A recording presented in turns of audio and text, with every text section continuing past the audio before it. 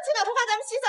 走了，打他！对不起，小姐，我们是故意的，这不关我的事啊。胡言，你是才华横溢，但是咱们无权无势，该低头时还是得低头，哪怕让他们惹不起。夏楚，你相信我，恶势力并不可怕，总会有人搞他们的。你到底什么时候才能听我的？胡言，你快走！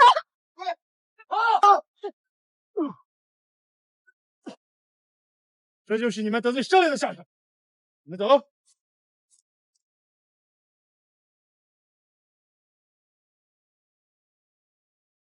不对呀，这名男子的装束怎么如此奇怪？奇怪了，我看你们才奇怪吧？他竟然能听到我的心里话！什么？别跟他废话，他把咱们都看光了，打死他！不，其实，我是个可怜的盲人，什么都没看见，没看见。骗子！你还说你不是登徒子？刚才你还能看得到？其实我是间接性眼下，刚刚有一道光实在是太刺眼了，所以我就什么都没看到。还敢狡辩，该打！臭流氓，打死他！慢着，这个男人莫不是有什么能力？姐姐，我朝以德夫人，纵使他再有才华，也是个登徒子。别跟他废话，打死他！完了，这次真完了。这澡堂子里若是死了人，太不吉利了。我看还是送官吧。对，快来人，把他押走！是，来了！别走！你给我站住！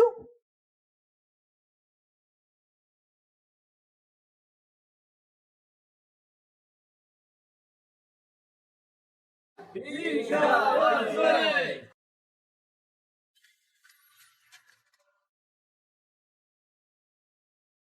国师所说的是这个方位吗？星象异动，地心之侧忽现辅星，方位正能如此。人间澡堂怎么可能会有天降大才？陛下，许是天降大才也是要洗澡的，而且高手往往出自民间。夏楚，救我！大胆！陛下名讳也是你可以乱叫的。陛下，夏楚，是我啊，我是无言。放肆！再敢乱叫，看我不宰了你！慢着，难道他就是国师所说的天降大才？原来她真的是女帝，而且要找天降大才，那我不如……无言，你从何而来？如果他真是国师所说的天降大才，那我朝岂不是该繁荣昌盛了？陛下，我乃无言，来自九天之上，因机缘巧合，这才坠落凡间。今天能见陛下，实乃人生之幸。他难道真是天降大才？有可能。先生，此番凡神相遇，确是姻缘。太好了，如果得到女帝重用，这一世一定可以一展才华。你这个登徒子，你啊！陛下，陛下，千万不要相信这此男子，他实属登徒子。刚才偷看女人洗澡，让我们逮个正着，现在正要送去见官呢。有这等事儿？陛下，确实如婆婆所说，此男子来路不明，衣着不正，道德败坏，请陛下严惩。请陛下严惩。既然如此，定不是天降大才。陛下，不如顺从民意，还可以收买人心。他到底是不是天降大才？如果不是，杀无赦。不妙，夏楚，我可是你男友，你怎么能忘恩负义啊？陛下，他到底是不是天降大才？不如测试一番。小测试我刚刚好。我乃天降大才，本取经转世，凡事不能只看外表，要看内涵。不信你考考我。先生，本帝自然是相信你，但是难赌悠悠众口。既然先生从天上来，可愿为本帝答疑解惑？陛下请讲。两位可各出一题。好，我先出一题，请问天上有多少颗星星？好问题。既然他称自己是天上来的，本应该轻松回答出来。如果他给的答案无法令人信服，那他就是假的无疑。夏楚，你真想整死我啊？先生，我有答案。还天降大才呢！我呸！他肯定答不出来，你就等死吧。就算你有读心术，恐怕现在也答不出来吧？天上的星星如同这河里的流沙一样多。哼，我要具体数量。你们可能不知宇宙之浩瀚，无穷无尽。数清天上的星星，就如同拿漏斗测量海水，毫无意义，也缺失了原本纯正的照明。你狡辩！住口！先生所言极是。陛下，他分明没有给出答案。他没有答上来，请陛下严惩。请陛下严惩。住口！只有智力障碍者才会去数沙，真正的高人是不会数天上的繁星，因为那根本就没有任何意义。陛下圣明。说话这么大声，我都听到答案了。第二题，1、2、3、4，如何组合才能组成最大的数？请回答。这也太简单了吧？这不明摆着送分题吗？我老婆子都会。简单吗？你想好再回答哦。难道不是4321 ？No， 正确答案是2的3的41次方。不可能，这答案知之者寥寥，他定是偷听到。对，他一定是偷听了，请殿下严惩。请陛下严惩。严惩。陛下，此答案正是。难道他真如国师所说是天降大人？陛下，我刚才听到这小子说他偷听到了答案。对，刚才我们说答案，他一定是偷听到，作弊可耻，这不是他的真本事，请陛下严惩。刚才我们并没说答案，请陛下严惩。住口！先生，朕还有一题，一问便知。陛下请讲。先生，可会解梦？解梦？本帝时常梦到一些奇怪的场景，不知怎么回事，刚好测试一下他是否真正的高人。这就是你们得罪少爷的事。原来夏楚还残存这些记忆，他果然也是穿越来的。只不过他脑部受损严重，失忆了。无论如何，这一世我一定要好好待他，保护好夏楚。先生，陛下梦中是否有人叫无言，还有人叫夏楚？大胆！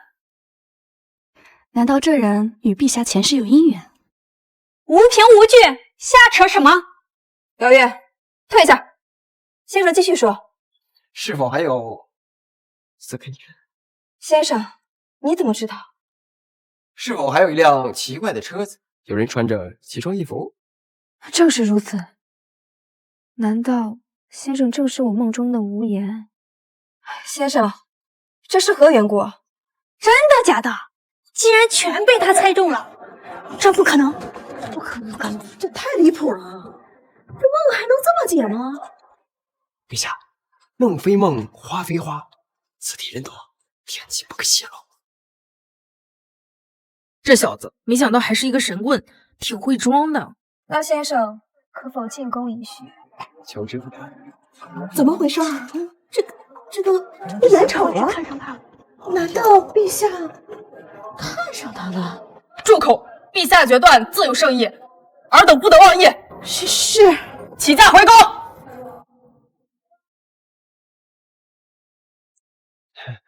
快给先生赐座。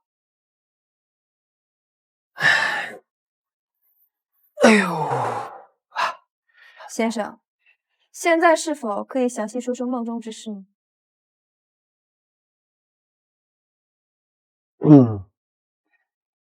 天机不可泄露。你们都退下来。姚远，你也退下。你若敢对陛下无礼，看我不宰了你！哎呀，你都吓我几次了，我又不是吓大的。不得无礼。先生勿怪，现在可以讲了。陛下果真不记得之前的事了。先生，你所指的是何事？那我就讲一个故人的故事。先生但说无妨。曾经我有一个红颜知己，他也叫夏楚，他待我很好，可我却辜负了他，导致他被邪恶势力所害，失去了记忆。难道？不可能！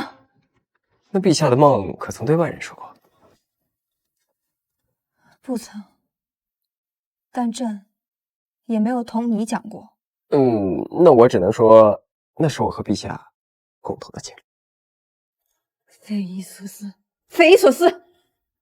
先生起后再说，本帝困了，以后再说。是。来人，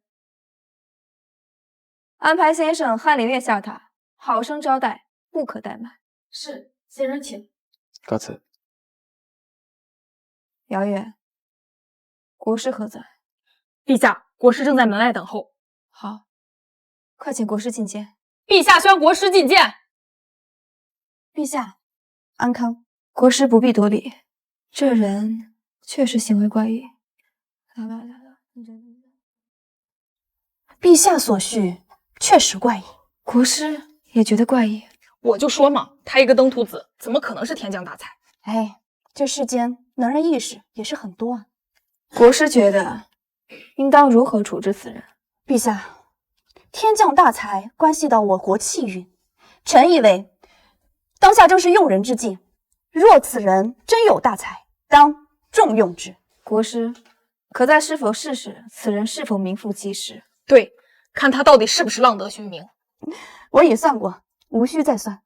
此人对陛下而言无害，也绝无二心，陛下可放心用之。国师觉得此人应该担当何职务？若陛下真的想测试此人的才能，不妨先让他去翰林院吧。那里看似清贵，实则是各方势力眼线交错、信息汇聚之地。看他是否能够在此地站稳脚跟。大胆！哪来的野小子，无品无禄，竟敢乱闯我翰林院！又是几点？我乃堂堂翰林院学士，正3品。哟，才3品，够大的官威呀！好小，放肆！3品也是你不能企及的，见了本官还不下跪！本人跪天跪地跪父，不会擦手。大胆！你信不信我一声令下，就能将你的腿打折？我们翰林院学士就这副德行，你可知民不畏死，奈何今日早死啊！来人，将此人的腿给我打折，然后轰出去。是。住手！这可以。你可认得此物？下官。哟，堂堂3品大学士，有害怕的时候。以七，这位是陛下身边的护卫长姚月，这位呢是天降大才无言，虽暂时未定官品，但未来前途不可限量。得罪了。传陛下口谕，无言暂住翰林院，尔等上下应好生款待，不得怠慢。起来吧，大学士，好好管教你的学生，该杀的杀，该清退的清退，别把这里搞得乌烟瘴气。有劳费心了，还不快去给客人安排住处？是，小渊，你的令牌就要使，你要这做什么？有令牌，我就避免别人浪费不是。我可没碰过跟他浪费。这可是陛下亲赠，代表皇帝威严，所以恕不外借。唉，若你真有才华，就充分施展出来，早点建功立业，到时候说不定陛下一高兴，也就赠你一块了。有道理。国师，你一再保证无言无害，可此人来历不明，行为跳脱，满口胡言乱语，实在让朕难以放弃。陛下，星象所示，此人确实是辅佐地心之艺术。至于其言行，或许是天外之人，自有其处世之道。既言实践中锤炼其才，何不授其一职，观其行，察其行为？陛下，国师所言有理，是骡子是马，拉出来溜溜便知。若他徒有虚表或怀有异心，臣的剑第一个不答应。好，那明日常会，朕便封他个代招学士，与他曹丕。武大人，您的官服到了。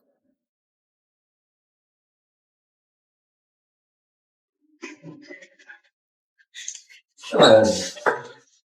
第3层，那是第7楼的。代征大学士，听起来高大上，不就是个实习生吗？连 KPI 和指数。陛下，听闻陛下新得一位天降大才，看来我这老朽以后要指导点年轻人。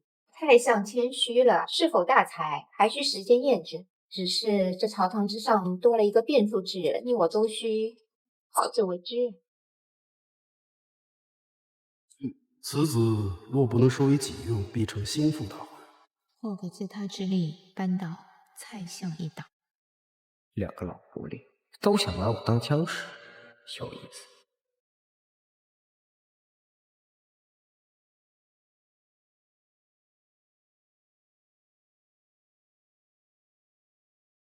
陛下，江南虽富，然近年来灾难频发，国库需要充实。臣请奏，增加江南30%税赋，以备不时之需。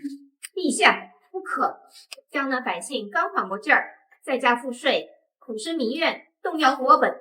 吴爱卿，你初入朝堂，可有何见解？加了税，操作空间就大了。蔡相许诺我那份儿，至少能捞这个数。真是树欲静而风不止啊！陛下，臣以为加税与否不在空谈。蔡相为国库之本，绩效为民生之律，二者皆有其。然臣在翰林院调查卷宗时，发现除去江南赋税，仅有70%入国库，其余在子号、赵国乃至中饱私囊只不在少数。眼下当务之急是审计过往税招，补上漏洞。漏洞一旦补上，就无需加税，国库自然。爱卿所言一针见血，那此事便交由你来暗中调查，所需卷宗可去翰林院调阅。臣领旨。钩子要留足，今晚估计有人要睡不着觉了。陛下，所以在于流程规划和税收鼓励，比如说在税收的过程中减少不必要的剥削，鼓励贸易，这样税基就不能。爱卿所言，令之茅塞顿开，那此事便交由你来优化好。臣领旨。总算有个正经项目做了。黄口小儿不知深浅，《史记》翰林院的卷宗浩如烟海，且多有缺失错误，看他如何下手。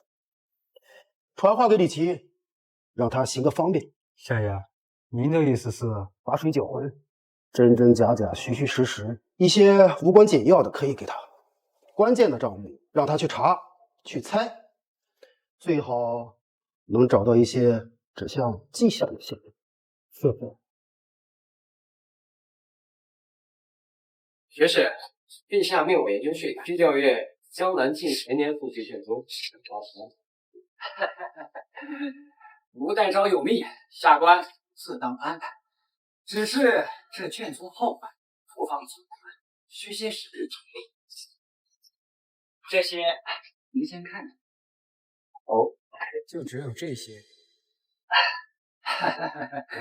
下官已经在尽力找了，不过下官偶然发现这机上名下只是一大，似乎对这陈年阵仗你特别关心，也不知为何。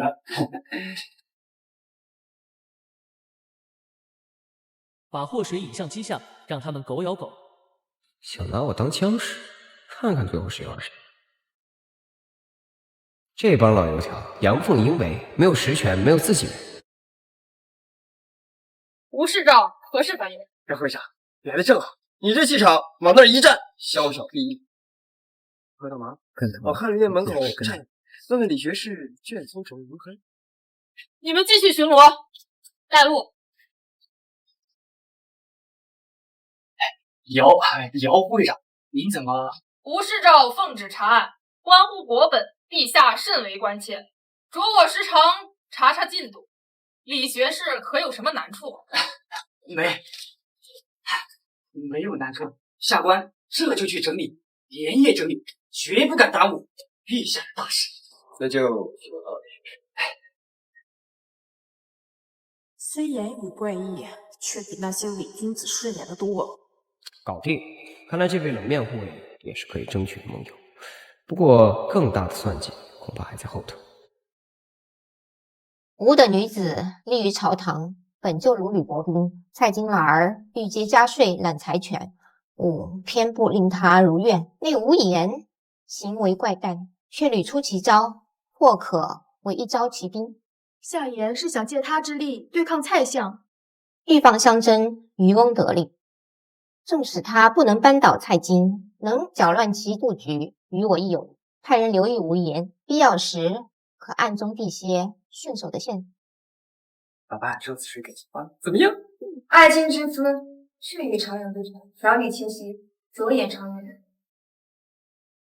陛下，老臣思及吴代昭年轻有为，正是历练之时，恰逢北漠藩国使团不二抵京，接待之事纷繁复杂，正需此等机变之才。老臣举荐吴代昭负责此次接待。我们爱卿意下如何？凡事倨傲，难题频出。小子，你若办砸了，便是丢了大夏的颜面。看陛下如何保你。若能引起冲突，更是极妙啊！臣领旨。那此事便交由你全权。给老子挖坑，等着瞧，看谁和谁来。史团长，久闻大夏人才济济，希望此番不要让本使失望而归。定不会让史团长失望。哼！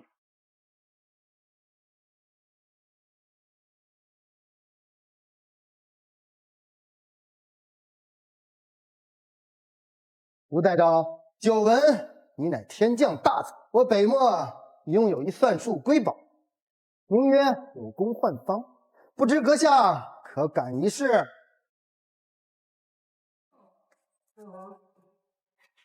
我当什么高科技？原来是水灵图形，幼儿园水平。史团长，此等小戏，我大夏孩童异常喜欢。你我手用手打开。吴代昭果然名不虚传，佩服！明日朝堂之上，我再考教你大夏国威。真正的麻烦才刚刚开始。陛下，此乃我北漠国千机所。若大夏无人能解开此结，那便请依约让出边境云城。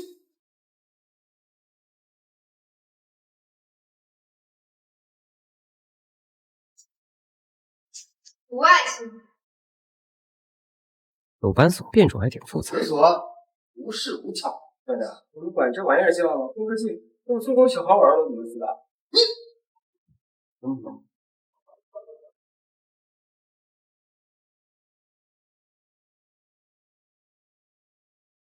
陛下，此所核心不过是依据大夏古籍，莫加遗属之名。魏国时人牙慧就拿来考教古诗。好，吴爱卿又立一功，当赏。陛下，吴代昭才华出众，理应当奖。然邦交为重，还请适可而止，莫伤了和气啊！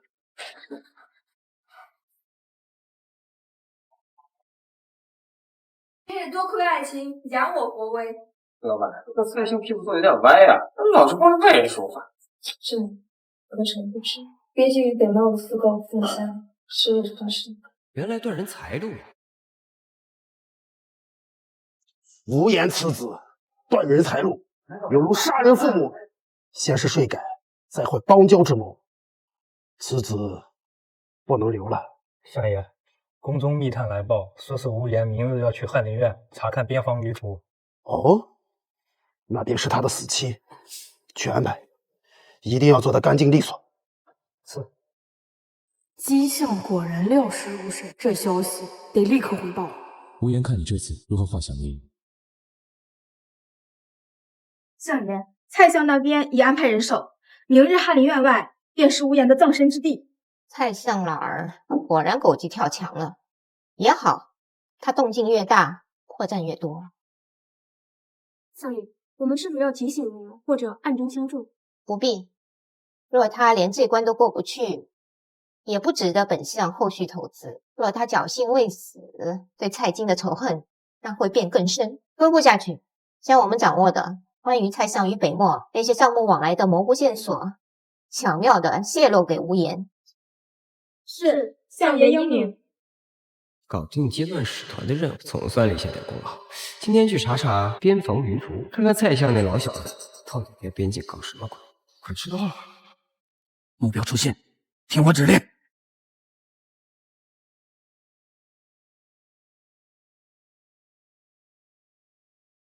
帅，不愧是女帝贴身护卫。你出门怎么不带护卫？你懂什么？我这叫引蛇出洞，不然他们怎么露出马脚？哎，等会儿，此人虽看似不着调，却屡立奇功，与陛下大有裨益，必须加派人手保护。只是他这般惹是生非，终究是步步惊心啊！陛下，刺客所用匕首为制式，来源难以追查，他们训练有素，一击不中立刻撤退。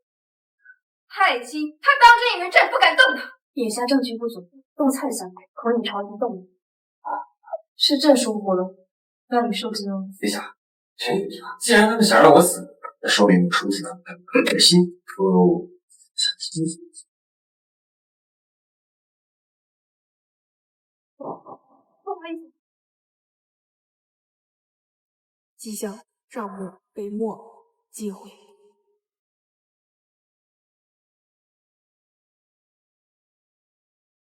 迹象，借刀杀人，这刀我接了，正好缺弹药。地点是边境榷场，代号像是人名缩写，数字可能是金额或日期，太模糊了，直接拿出来扳不倒蔡相，反而会打草惊蛇。不能直接告发，但可以利用一下。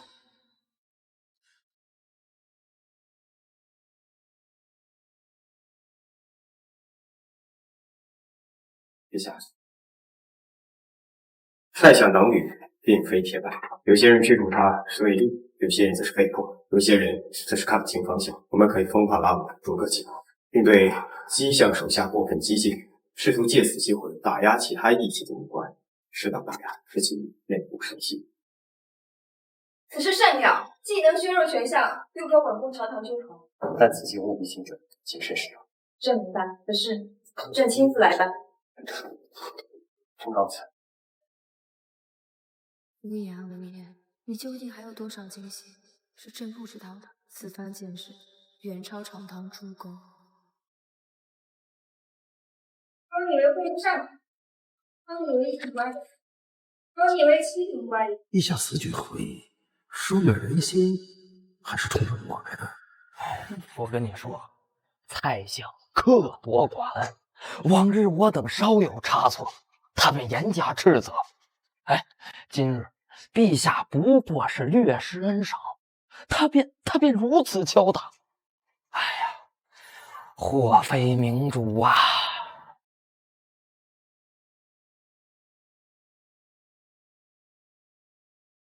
这群少爷兵如何能护陛下安全？姚护卫，凡事不能只看表面，要用一定的科学度。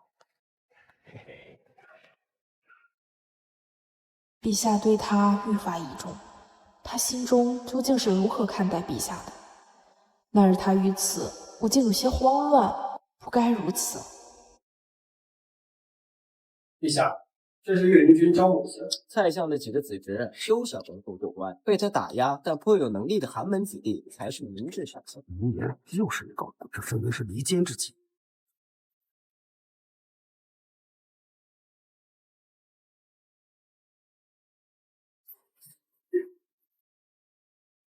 我带着好手啊！对，蔡相快讲，一切都是为了陛下，为了咱这拿下了。黄口小儿，既然你一心求死，老夫便成全你。宫中那位妻子，该动一动了。不去，原则宫里也有。无言，你的事已被告发。送。李雪，你什么意思？好的。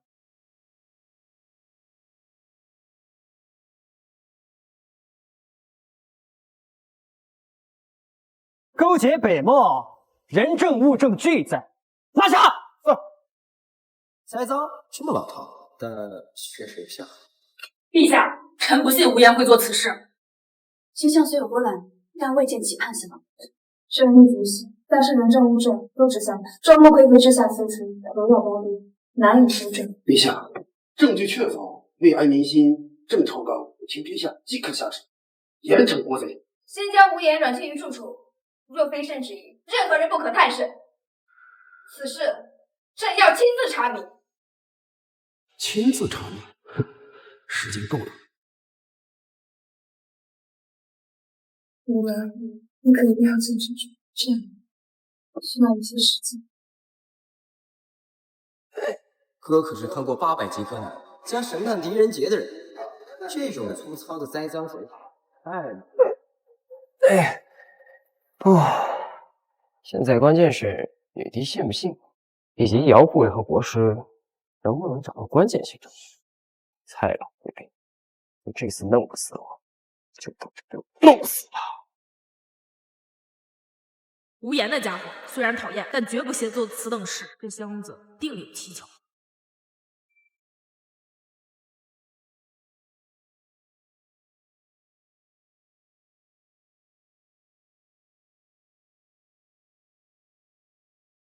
这是凝风散，此物香气持久，唯有后宫那位颇得圣宠且与蔡相有旧的林太妃喜爱使用，用以熏染衣物。陛下，赃银夹层中有凝方散残留，此物来源指向林太妃。卦象所示，其监望成公会，林太妃与其家族确实与蔡相有关。好的，林太妃，好个蔡京啊，竟敢将手伸到后宫来！陛下，是否立刻将林太妃拿下？不可大堂行事。可是明日以占卜起伏为由，去会会这个门派。老爷，你继续暗中调查，我只是那几天入去。这就是。无言，再委屈你片刻，朕定会还你清白。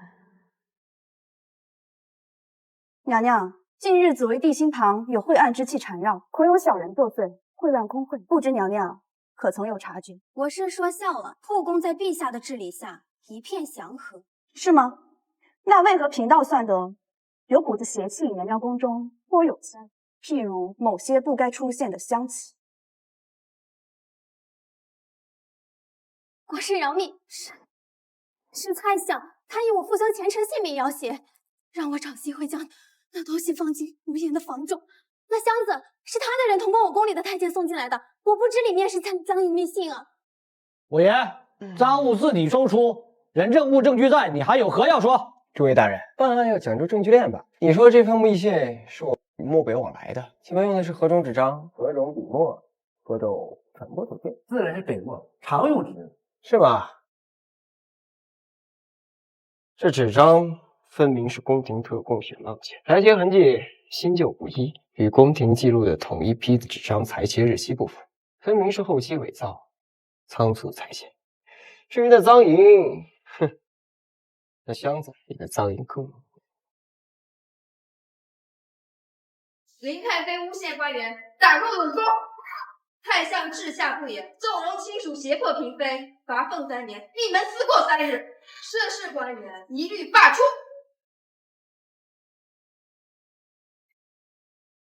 此次让你受委屈。没事，老板，和那帮老狐狸斗，正好活动活动脑筋。只是经此一事，蔡相于朕已是如同水火。陛下无需担忧，经此一役，他也暴露了不少的实力，之后慢慢收拾他。你上次与我说的前世之事，朕近日总有些模糊的片段闪过，心中甚是疑惑。先说，那不是梦，杀你时候要保护好你，这事我绝不会让任何人伤害你。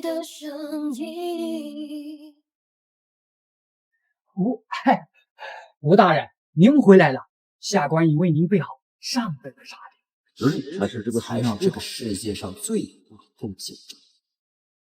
也好，趁着蔡相暂时消停，正好推行一些真正的改革。哼，女帝重用那无言，听说不过是个新晋之徒，就靠些奇淫技巧媚上。就是，据说还参与什么虽已成亲，但终究还是夫妻本归啊。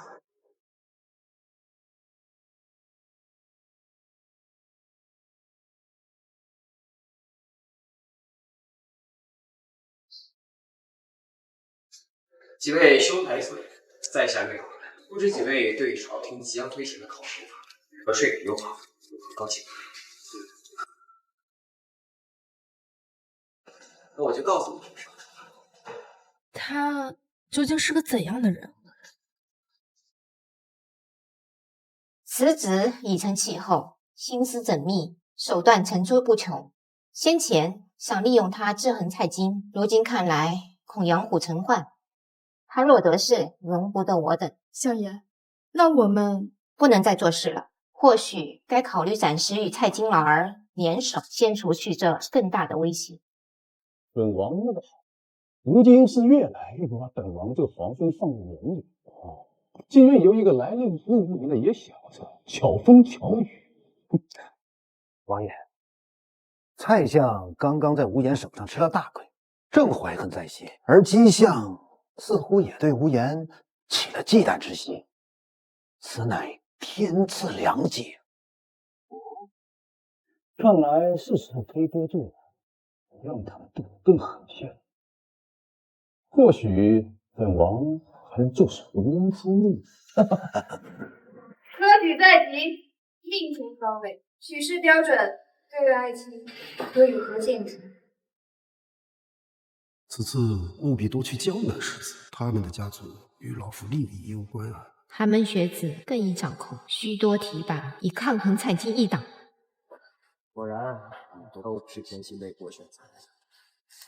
陛下，臣有一法，可最大限度保证科举公务，实行胡明玉录政策，将考生的姓名、籍贯一律封锁，由专人超阅试卷后给阅卷官阅卷，同时阅卷官随机分发，互相隔离。所有人群都能领悟。陛下，科举取士历来注重考官慧眼识珠，胡明玉录，随机分房，此等做法闻所未闻，这就是怀疑所有考官之操守，寒了士林之心啊！是啊，陛下，科举乃国本，贸然改动，若是混乱，恐非社稷之福。有待招年轻，想法虽新，却未必稳妥。此法若行，我等多年经营的人脉关系网将大打折扣。寒门学子难以掌控，此举虽能打击蔡京，却也断了我培子亲信之路。好了，朕第一旨，此次科考对于无爱卿所言，试行新法，若有任何差池，朕一力承担。对，校长。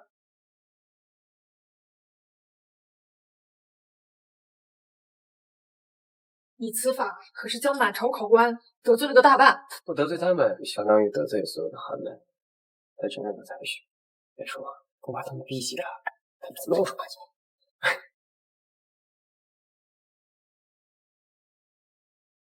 天字3号已久，像是考房编号和考生代号。果然蔡相还有后手。相爷，胡明卷入，随机分房。我们之前准备的许多手段，现在都失效了。幸好我们埋在宫院的暗探，也是拿到了几个重点才子的分房号。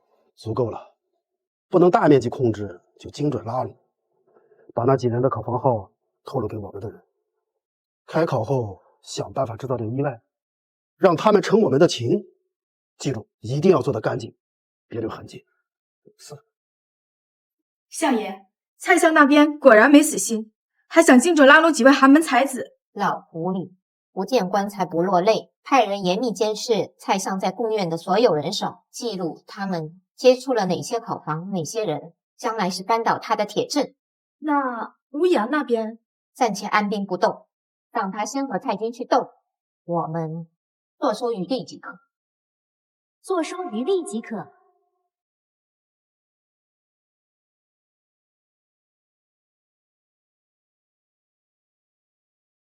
无言这厮搞什么名堂？这下连和其他大人通个气儿都难了。哎，看人，这二考生已有，小心提防。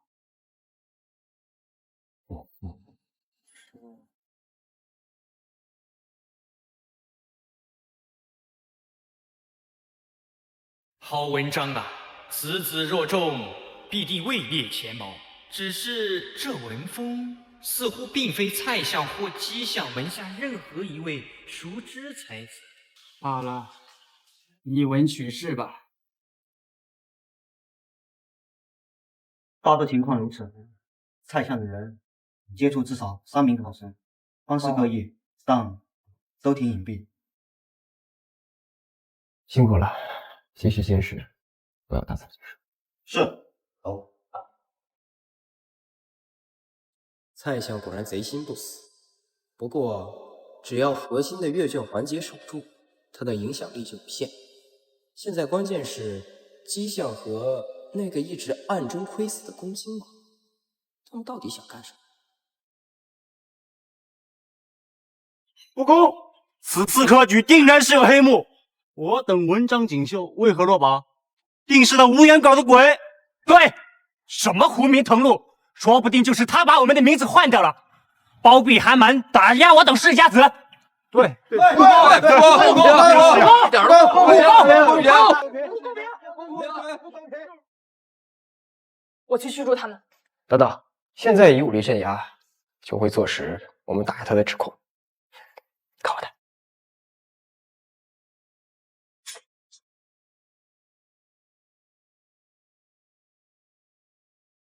诸位说科举不公，可有证据啊？还有什么证据？我等落榜便是证据。就是。按你之逻辑，你吃饭噎着了，便是重道人之过；走路摔着了，便是修路人之过了。本次科考只有4个字是核心：唯才是举。无名，不看你父辈是谁；玉露，不看你自己美丑。分房阅卷，杜绝舞弊，一切只凭真才实学。好，说的太好了。尔等若真有才学，何惧科考？平时不过是不学无术罢了，全靠父辈兵。现在被堵死路，便因狂废了。说的太好了。他当真与众不同。这无言倒是好口才，好手段，轻易化解了一场危机，复赢得寒门之心。王爷，此人若不能为我所用，必成心腹大患。而且你弟对他似乎……我知道了，看来计划要提前了。去给北漠阿福二将军送封信，就说给他之间的条件。好。相爷，恭亲王似乎与北漠有所勾结，所图非小。看来这京城的天真的要变了。蔡京、无言、恭亲王群狼环伺，立刻将我们掌握的那些关于蔡京与藩国往来的重要账目，以及恭亲王与北漠勾结的零星线索整理出来。相爷，这是要……鸡蛋不能放在一个篮子里，是时候给自己准备一张补真符了。想办法将这些线索更直接的送到无言手里，记住，让他以为是他自己查出来的。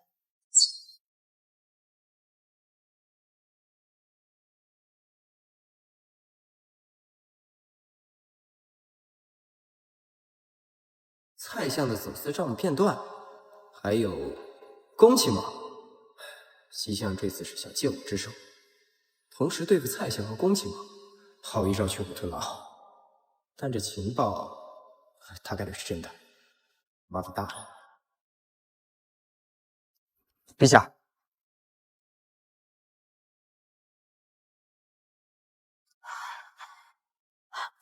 皇兄，他竟然敢勾结北漠！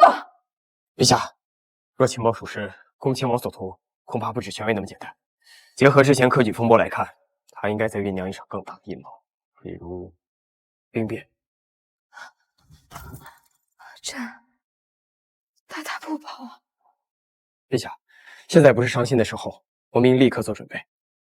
姚月，陛下，即刻起，调动经济绝对最忠实的兵马，以演练为由，向皇家猎场靠近，同时严密监视恭亲王府以及和他所有来往密切的武将。是。爱卿，你觉得下一步应当如何？风暴雨就要来了，正好一并拿下。皇兄与北漠勾结，证据却非铁证，但宁可信其有。秋猎在即，确实是发动兵变的最佳时机。陛下，经济防务已做调整，但恭亲王在军中经营多年，恐有我们未知的暗棋。卦象紊乱，地心旁煞气凝聚，血光之灾恐怕难免。然辅星光芒渐荏，似乎有一线生机。既然他们想要搞惊喜派对，那我们给他来个反恐演习，将其剿尽。具体如何？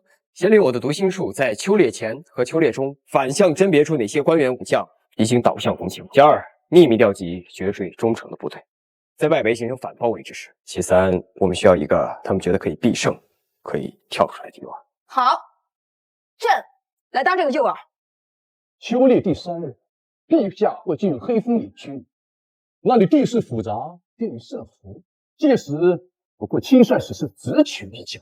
王爷，蔡相那边，蔡京那个老狐狸不见兔子不食，但他已提供皇宫部分守卫的换防时间，算是投名状。待本王登基，少不了他的好处。本王那个好妹妹，就让她最后享受几天地位吧。家中楼小，已被恭亲王控制，别无选择了。从容之功就在眼前，荣华富贵唾手可得。真是疏于今而风不至啊！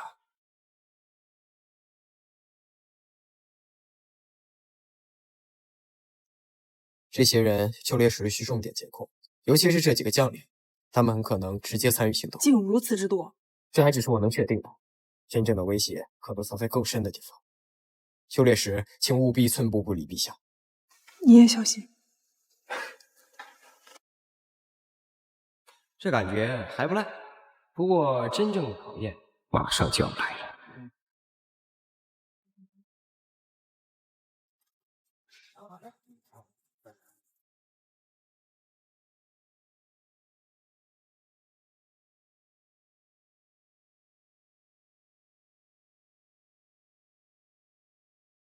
部将，真刀真枪啊！比看电影刺激多了。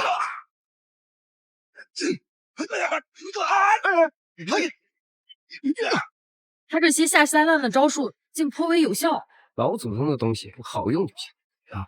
谁跟你说？下厨，下厨，你昏庸无能，用你妖人，一任天怒于愿。今日你又主动退位，便在休位之前，本王可以饶你一死。宝兄，你终于不藏了。恭亲王，你口口声声说陛下昏庸，但你却勾结抹黑，答应割让2座城池，楚特旺帮你兵变，那你这又算什么？卖国求荣？你血口喷人！我是不是胡说八道？你心里最清楚。你府中暗阁与北漠阿什腊来往密切的数量，需不需要我给大家念出来啊？他怎么会知道？密室暗阁，只有我的心腹才……胡说八道！本王忠心为国，岂有你污蔑？众将士听令，在！履历下属与妖人无言，祸乱朝纲，给我拿下！是。住手！奉陛下密令，平定叛乱，凡放下武器者，不杀。陛下，恭亲王与北漠来往信件在此，其上信信、笔记均核对无误。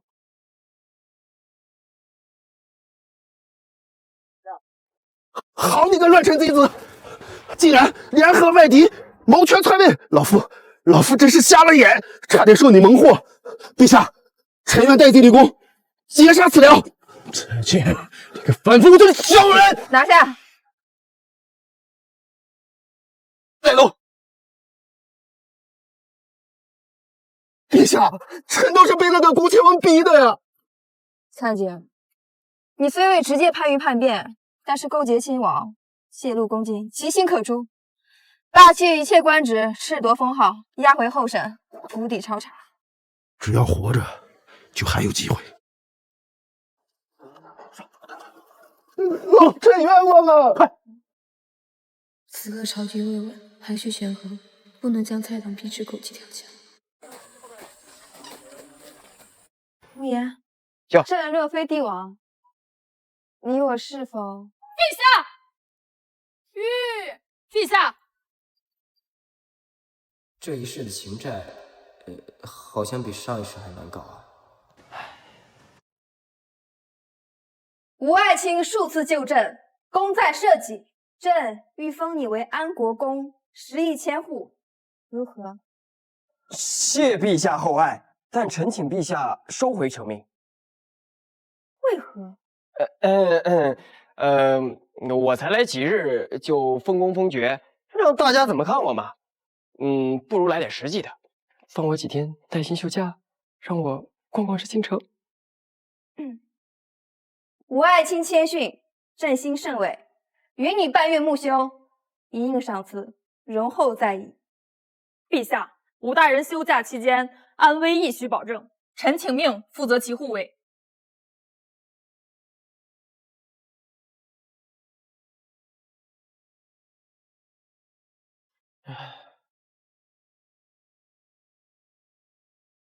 立刻将府中最重要的账册与各地官员来往的密信转移至江南老宅密室，京中财产该变现的尽快变现。是。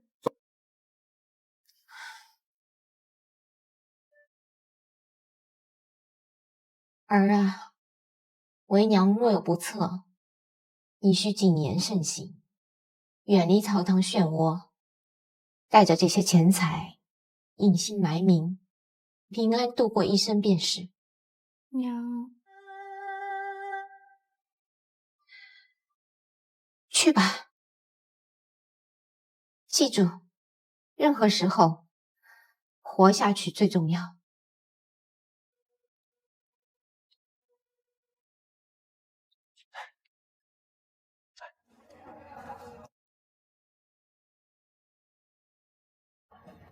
这个很适合你。谢谢。无言，你心中是如何看待我和陛下的？怕了，回去吧。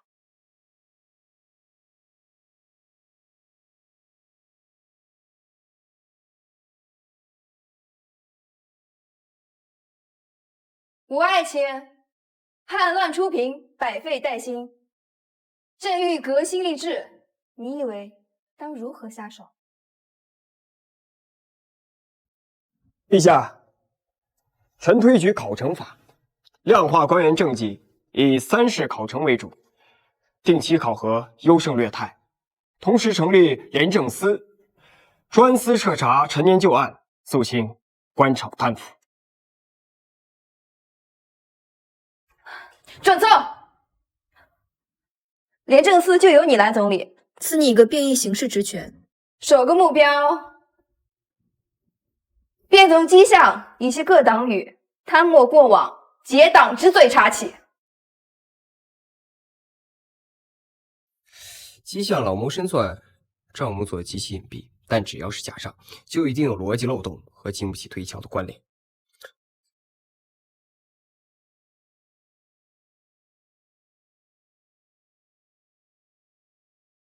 去，把工部负责修缮皇宫的王主父和吏部考公司的刘郎主给请来问话。是。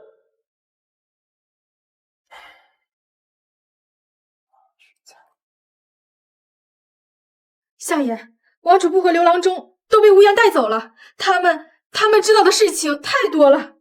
该来的总会来，只是没想到最终不是败在蔡京之手，而是栽在了这个天降小子的手上。是时候做最后的安排了。是。二人人已带到。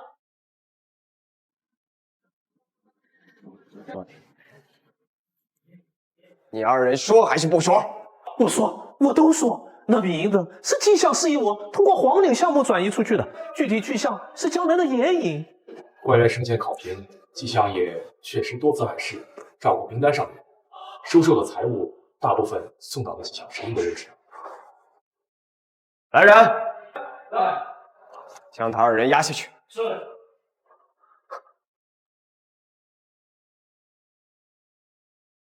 差不多了，明天就去会会这位最后的对手，不知他手里还有什么牌。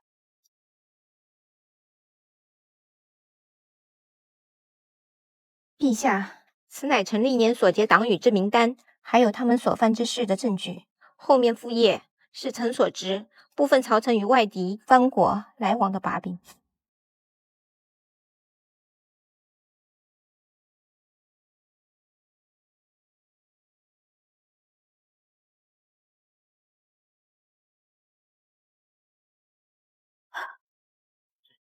臣罪该万死，不求陛下宽恕，只求陛下念在臣辅佐先帝多年，且最终悔过，呈上此名单，能放过臣之家族，给他们一条生路吗？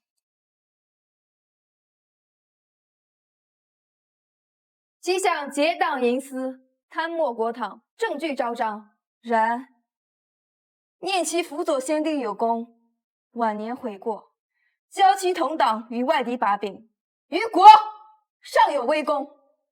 朕决定法外刊免其死罪，削去所有官职封号，囚禁于京郊别院中，终身不得出。谢陛下不杀之恩，陛下万岁，万万岁！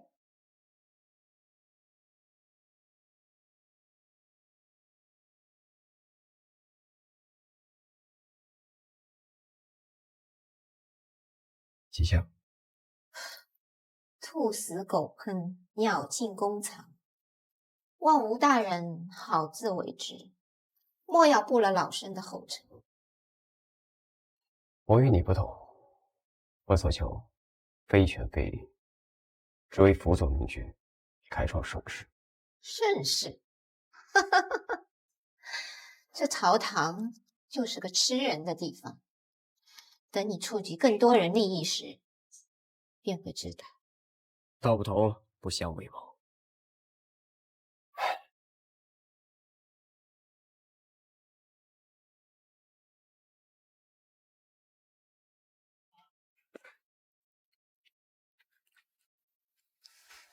陛下，关于前世，关于梦中的下主，关于你到底从何而来？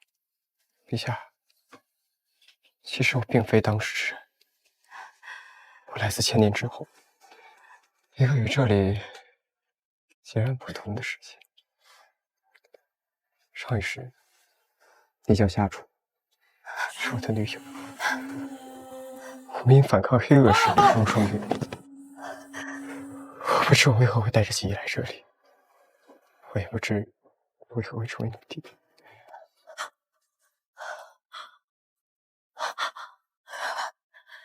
原来这一切都是真的。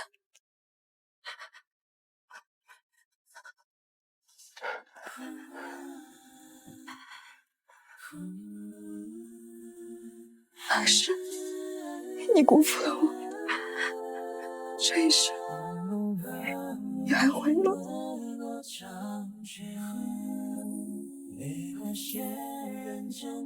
其实今世，其实今世，再不会。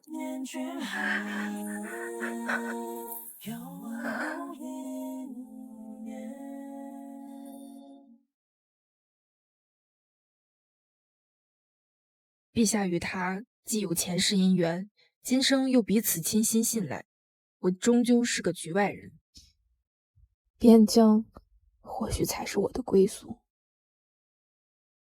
陛下如今朝内初定，然北疆不稳，北漠狼子野心，恐因恭亲王之事再生事端。臣请缨常年驻守北疆，为国效力，为陛下分忧。姚月，朕知你行义，但你仍是朕之绑臂，今日他更需要你。陛下安好，便是臣心所愿。然边疆烽火，亦需良将镇守。臣心意已决，望陛下成全。准奏，朕封你为镇北侯，统领北疆3镇。谢陛下。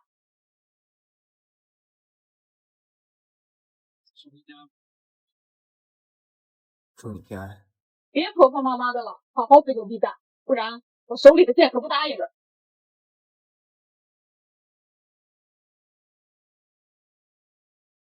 姚月，保重。无言屡战奇功，忠心未可。更与朕心意相通，朕欲立行为皇夫，共治这天下。陛下，万万不可！我大夏立国100年以来，除立平民为皇夫之例外，无言不生不明来路不正，恐祸乱朝纲，玷污我皇室之血脉。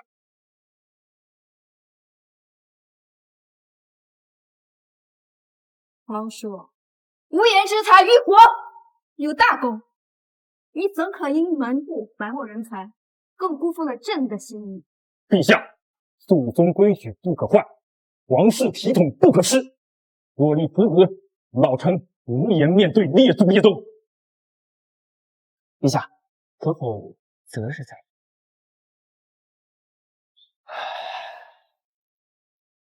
王爷为何阻拦我与陛下？于国于家对你有何益处？维护法度，便是最大的利益。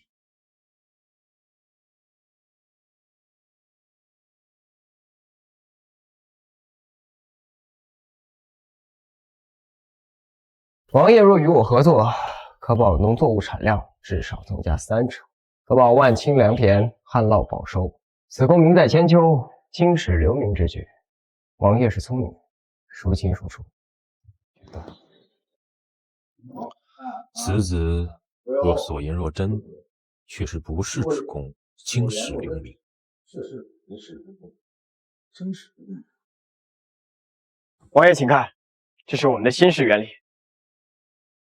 王爷，按吴大人之法，小老儿估摸着今年这片田的收成至少能多4成呢。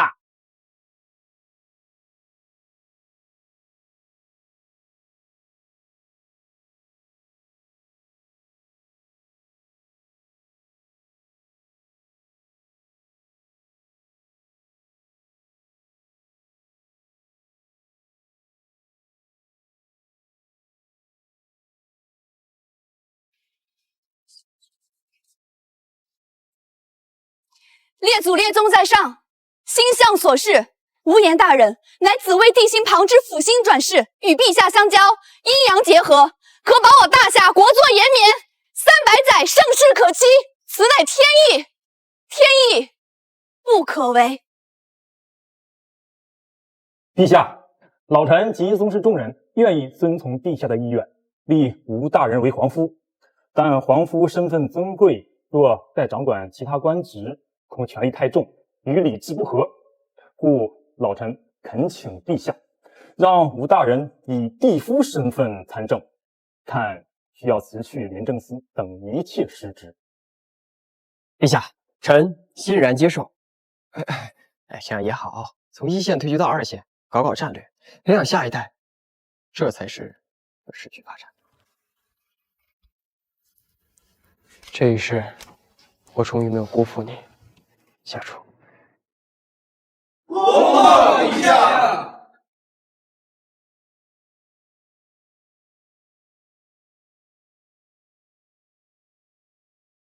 北疆最近有些异动，边疆也多了一些小股兵器的骚扰。姚月来信说，这不像普通的劫夺。北漠，恭亲王失败后，他们肯定不会善罢甘休，让姚月多加警惕，尤其注意粮道、水源地。我总觉得他们这次会玩阴的。我已经传信给他，只是你我已经结成夫妻，朕担心。放心，我可是皇夫，身份越大，反而越安全。他们若是真的敢来，那我就让他们尝尝什么叫降维打击。恭亲王这个废物！好在孤狼计划早已启动，国师，接下来就看你的了。可汗放心，明面上的起兵骚扰只是障眼法，真正的杀招早已潜入大夏京城。是诛心之毒，无色无味，会慢慢侵入人的神智，最终令人狂乱致死。第一个目标就是那新任皇夫。等他当众出丑乃至癫狂，这大夏女帝又能倚仗谁呢？好，朕就是要让他们从内部开始崩塌！哈哈哈哈哈哈！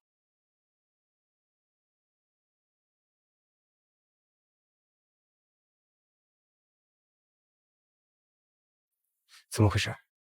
低血糖，还是穿越后遗症？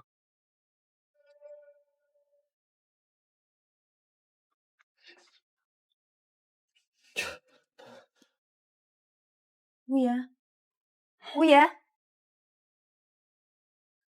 你怎么了？脸色这么苍白。不对，这不是普通的疲劳，我的读心术受到了干扰。快去请太医。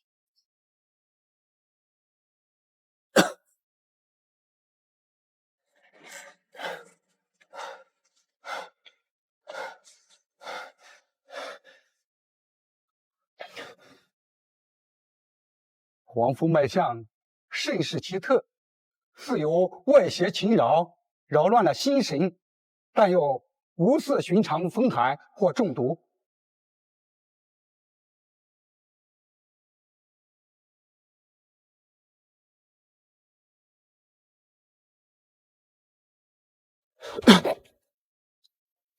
这不是普通的毒，是来自西域的罕见致幻植物毒素，混合了大量的药材，需长期微量投毒才能够生效。下毒之人手段极其高明，且必定就在皇城之内，需长期近距离接触才能够维持咒术。内部真的有鬼，既然他们想让我出手，那我就故意出手给他们看，看到时候谁先沉不住气。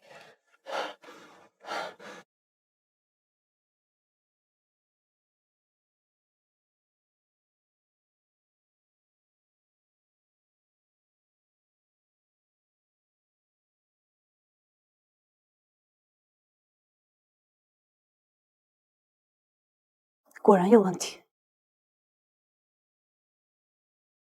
快了，再有2日，他必当场出征。女帝，我看你还能信他多久？抓到你了，虽然不知道你是谁，但你跑不掉。他们的目标是我，想让我当众出丑。时间就在2日后，毒素源头就在空中。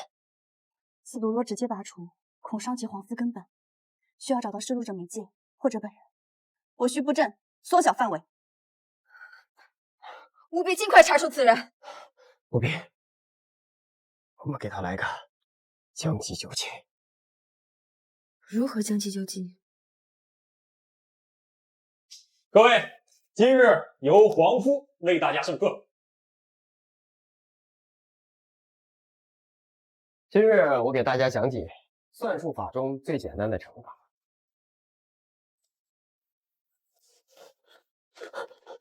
你闭嘴！都给我闭嘴！我什么都听不见。有鬼！有鬼！你们听不见吗？快带皇夫下去休息。有鬼！有鬼！你们听不见吗？有鬼！何必如此勉强自己？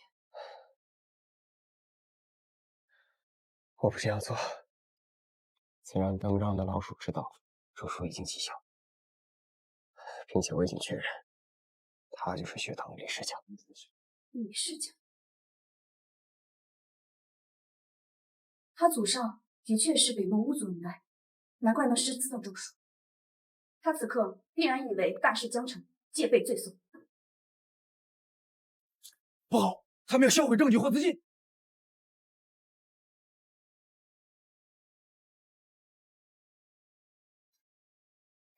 皇父，人已死，媒介也毁。他死前坚信您已中毒，但是狼王是谁？灭口，我是弃子。孤狼计划的冰山一角才刚刚入手，而狼王显然比他级别更高，真正的威胁还在后面。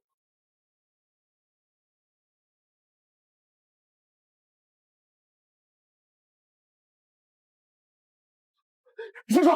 我在。这都做不尽的伤人，还能窥探和放大人内心的恐惧。若被人这次下了血本，他们越是这样，朕越要和你在一起，将他们一网打尽。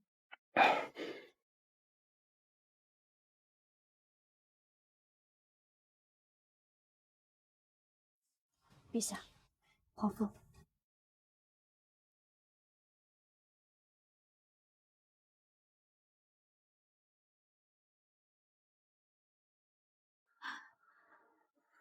怎么样？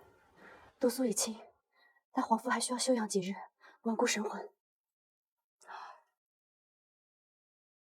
陛下，李世讲是死士，也是弃子，背后的狼王隐藏颇深，我们现在太被动了。北漠明面上的骚扰还在继续，现在皎月压力很大，内部又潜藏着狼王。我们要主动出击，把狼王给引出来。如何引？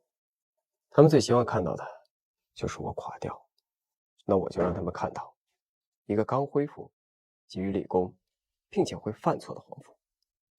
你要以身作饵，饵要下足够香，臣准备亲自看望一批运往北疆的重要军械。狼王能不心动吗？张普虽死，但他临终前那一句“狼王不止一个”，让朕实在难以安心。张普只是明面上的一颗戏子，更深的狼王埋藏在水下。神梳理他的行动，发现他围绕一个核心阻挠盐铁行政。你的意思是，狼王一定是掌握盐铁行政的命脉，可能是漕运总督或者边关大将，也可能是与陛下每日交谈国事的大臣。那你有办法引他出来吗？明日臣会在长安上提出全面收紧边贸，并派督察专员断他们财路，逼他们现身。陛下，臣奏请全面收紧边贸，减少盐铁交易，并派遣驻监正司常驻督察。陛下，边贸事关边关稳定，岂能说变就变？招捕一案就是警示。陛下，边贸漏洞已危及社稷根本。准奏。10日后，首批官员赴边镇。坏了，得赶紧禀报皇大人。好个无言，这是要断我们的根啊！是啊，大人，现在可怎么办啊？他不是要派人吗？那我们就欢迎他们。云城那个地方不是一直不太平吗？下官明白，只是这刺杀钦差，谁说一定是刺杀？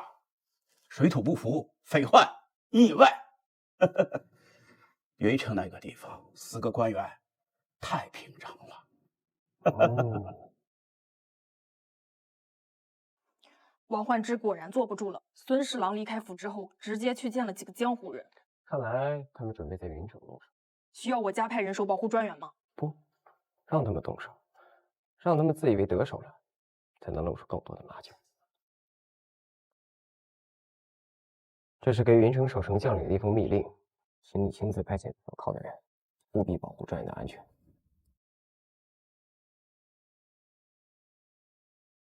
无言那小子步步紧逼，再让他搞下去，我们多年的心血就全完了。北漠那边已经等不及了。是啊，公公，现在可怎么办啊？这边贸一断，咱们的财路可就断了呀！要我说，一不做二不休，直接在京城。胡闹！在京城动手，目标太大。陛下严查下来，我们怎么脱身？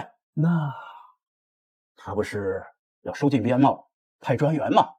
我们就让他派不成，甚至让他派去的人有去无回。到时候朝野动荡，我看陛下还怎么保他？您的意思是，第一批督察员不是要去云城吗？那个地方情况复杂，匪盗横行，意外4个钦差，那可太正常了。好，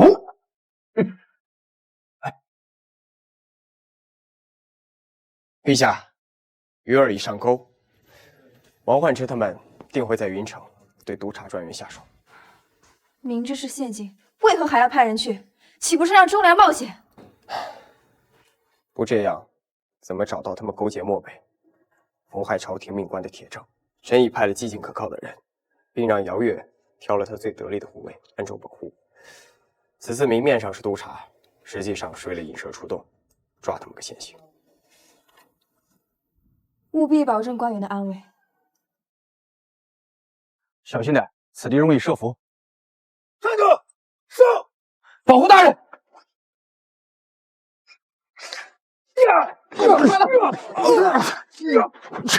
妈的，这帮护卫怎么这么厉害？完不成任务，王大人饶不了我！上！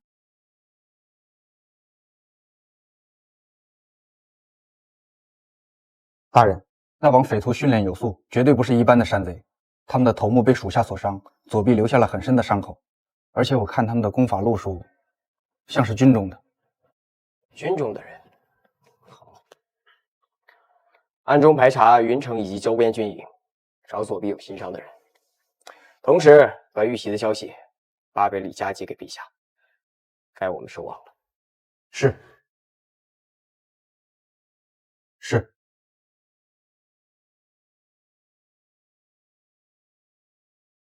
光天化日，清查，党同谋反，给朕查，一查到底。陛下，生还护卫回报，匪徒疑似军中之人。臣申请由大理寺刑部监察使3方会审，查经济以及云城周边军营，找出身上带绳之。准。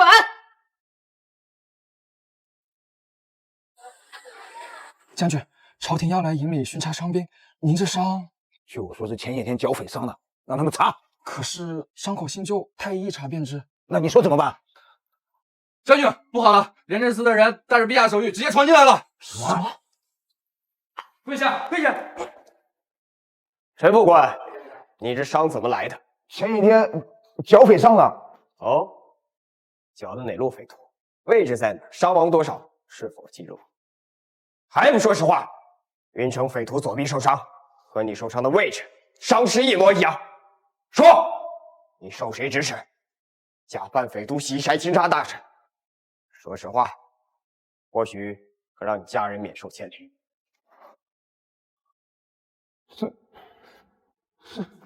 是王焕之、王大人和孙侍郎，他们指使我干的。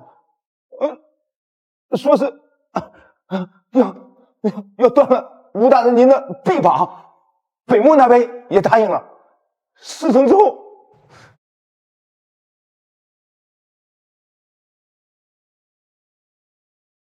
完了，全完了。王大人，请跟我们走一趟吧。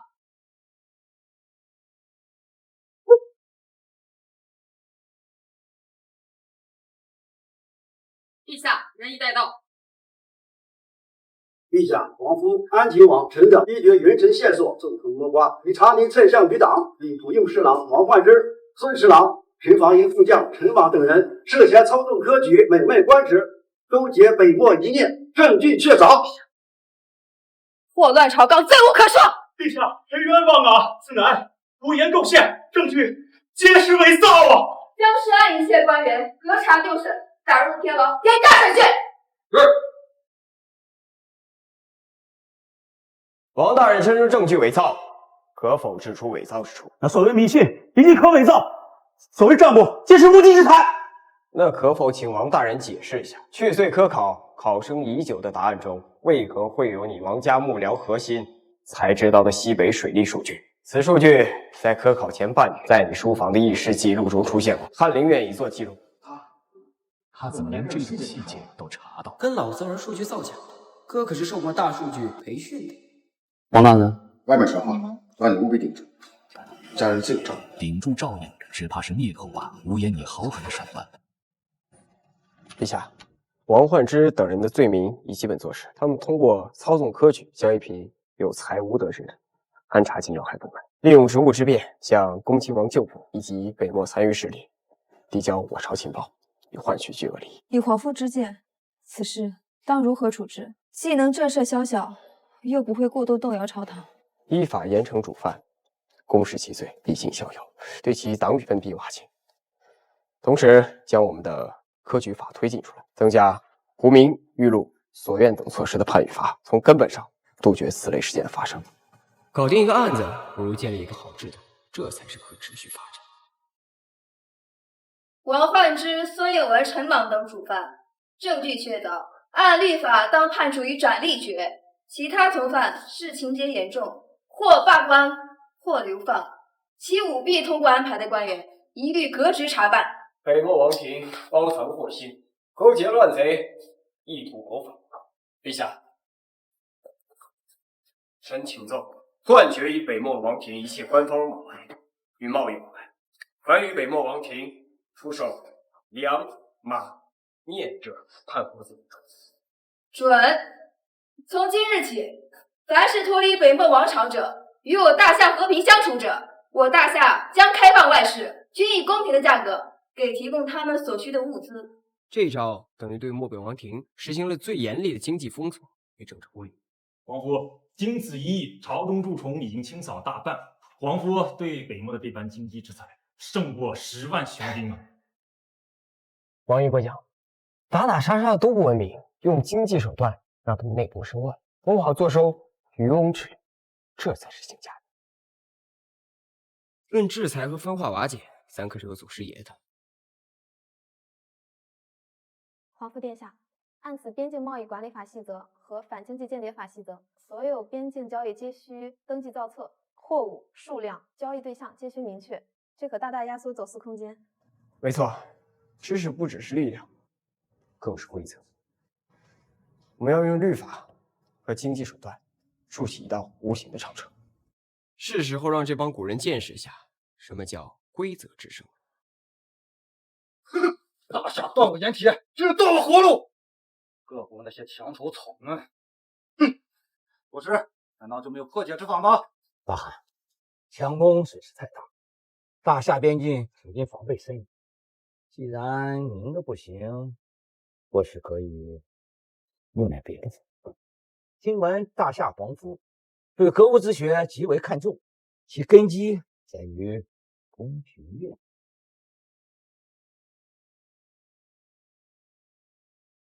侯爷，陛下旨意已明，对北漠王庭实行封锁。现如今边境已无大战，但小股走私和马贼骚扰增多，且似乎更有组织。还有斥候回报，边境最近出现一些陌生的面孔，不像是寻常的商队，更像是在勘测地形、打探消息。传令下去，边境各卡哨严查走私，尤其是盐铁粮食，增派游骑，驱逐乃至抓捕一切形迹可疑人员。同时通知各边州府严查户籍，尤其是近期涌入的陌生面孔。我们要防的不再是千军万马，而是暗处的窥探与内部的钉子。是。无言说的对，看不见的战线往往更凶险。立刻通知所有学员和工匠加强警惕，切勿与陌生人多远，尤其不能透露我们学院的基础核心，加强门禁，输入人员要进行登记和核查。是，看来漠北改变了策略，从军事施压转向了情报收集和技术窃取。小儿无间道，可陪你们玩玩。北漠似有个宴席击鼓之事。陛下，表面也是平静，水下也是暗流涌动。他们从正面打不赢，必会先用其他方式，经济、技术、情报，甚至舆论，我们要加倍小心。陈以让理工学院准备了一套防范技术确情以及防范舆论攻击的情报。皇夫果然是资不周全，北漠果然是百足之虫，死而不僵。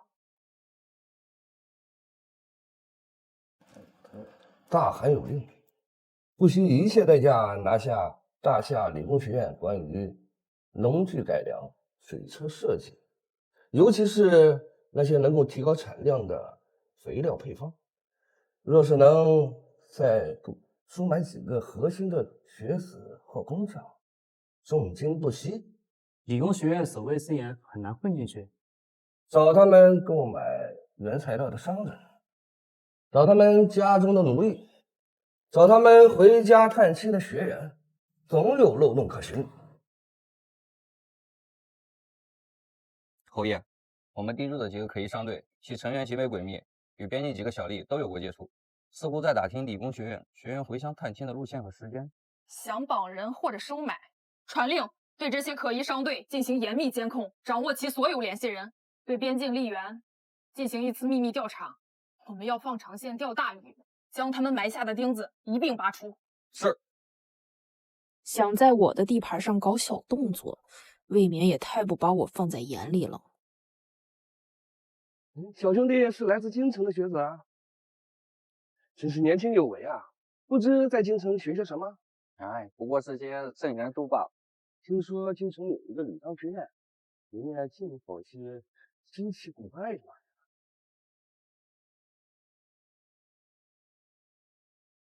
奉镇北侯令，稽查北漠细作。我看尔等行迹可疑，跟我们走一趟吧。带走。大夏防范甚严，常规手段难以凑效，看来只能启动最后一步棋了。我们在大夏朝廷之上，还有一枚隐藏最深的棋子，是时候该动工了。此人位高权重，且于无言旧怨。是谁？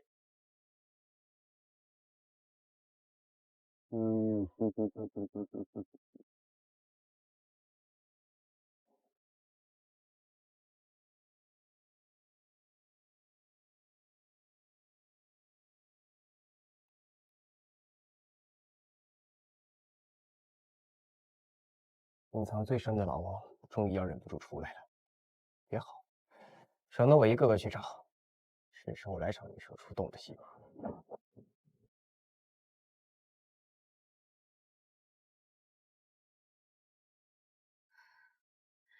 皇父所立甚远，技术乃强国之本。若是被北漠轻易盗取，那我国的优势将荡然无存。此律法将尽快颁布。陛下圣明。此外，臣建议在理工学院内设计保密司，由忠诚可靠的学员担任，互相监督，并设计技术档案分级管理制度。好，这就叫内部风控和信息安全管理。现代企业玩剩下的都够你们学一阵子了。王爷，无言前律是否过大？科举廉政、路经技术、律法。哎，非常之时得用非常之人。若非他，蔡京、恭亲王还有王焕之这种蠢虫怎会被清除？还有北漠怎会遭如此重创？只要他忠于朝廷，我等当支持。是。此子虽行事跳脱，但每每切中要害，确是不可多得的大才。只是需防其尾大不掉。记住，你们不仅是学子，更是守护大夏未来希望的卫士。保密工作重在细节，比如废弃的草稿纸不能随意丢弃，要统一焚毁。讨论核心课题要在指定的隔音室内。还有，感觉像是在搞特工培训，还挺带感。就是不知道有没有007的待遇。哼，这也不行，那也不行。哼，我都要坐以待毙。大汉息怒。哼，我们还有最后一招。诛心，散布谣言，动摇大夏朝臣对无言的信。只要他失了圣心，理工学院又有何惧？我们埋藏的棋子该发挥些作用。听说了吗？咱们这位皇夫大人并非什么天降大才，而是北漠派来的细作。不可能吧？他可是履历奇功啊！这正是其高明之处，先取得陛下信任，随后盗取我朝机密，再与北漠里应外合。要不北漠为何在他得势后屡屡受挫？分明是苦肉计，在为他铺路呢。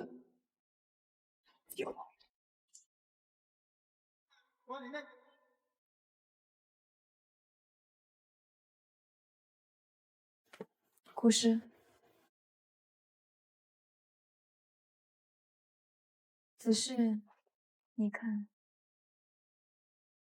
陛下，此乃诛心之计，毫无实据，意在离间。若皇夫真的是细作，何须助陛下促其内外之敌，稳固江山呢？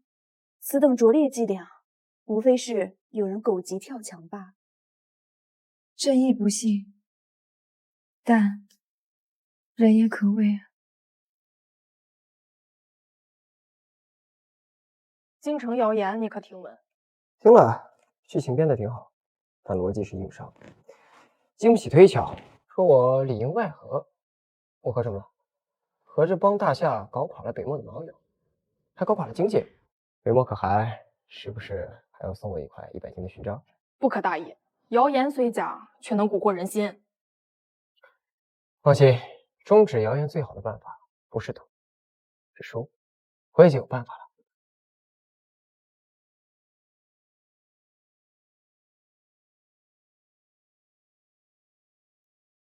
这位兄台，昨天茶楼高论甚是精彩。替人散播谣言报酬即可，不如弃暗投明跟我，条件从优，还有稳定俸禄和前途。不错，没有。哎，就这点心理素质还当间谍，差评。陛下，谣言之事，臣已查到些许源头。但抓到几个小喽啰，无济于事。臣建议在理工学院内部设立舆论观察社，由学子们定期收集民间流言，并撰写文章、排编戏剧，用更生动有趣的方式将陛下的仁政、普及律法宣扬出去，揭露幕北阴谋，以正视听。你这恋恶写手，此计大善，准。跟我玩舆论战？让你们见识一下什么叫官方喉舌和宣传矩阵。多书唱戏劝人方，3条大路走中央。说善恶到头终有报，人间正道是沧桑。我看那防父大人就像戏里的忠臣。就是北漠狗贼真是可恶，竟会实现下三滥的手段。